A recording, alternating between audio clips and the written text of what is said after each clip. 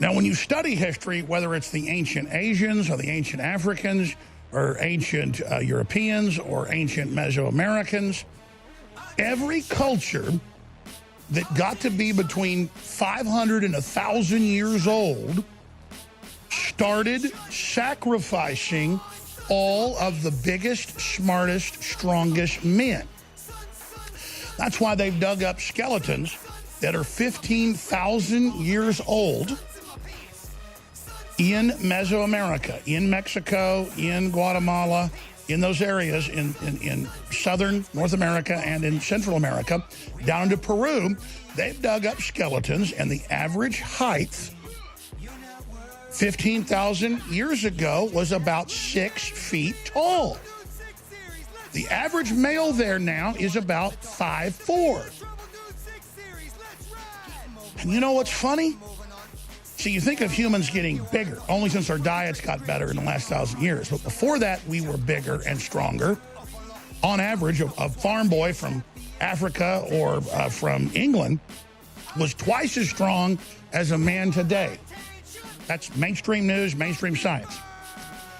But you see, humans practice something that lions and tigers and bears, oh my, practice. And that's the killing of male offspring that appear to be larger, smarter, and more aggressive.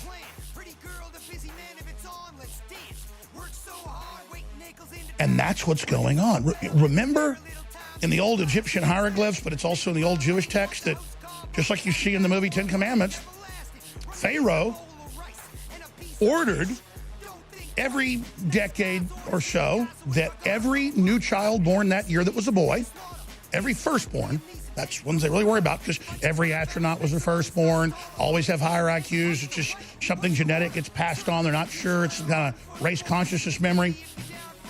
Every firstborn had to be killed. And so Moses got put in the basket and went down. Now, you can argue about the whole story itself. But the point is that went on in history.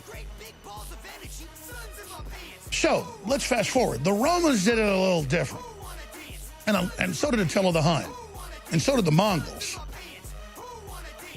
They killed every single person. The Mongols and Huns did. Men, women, children. The Romans would just kill the men down to age 10, 11, 12, 13. Because they knew the men would resist.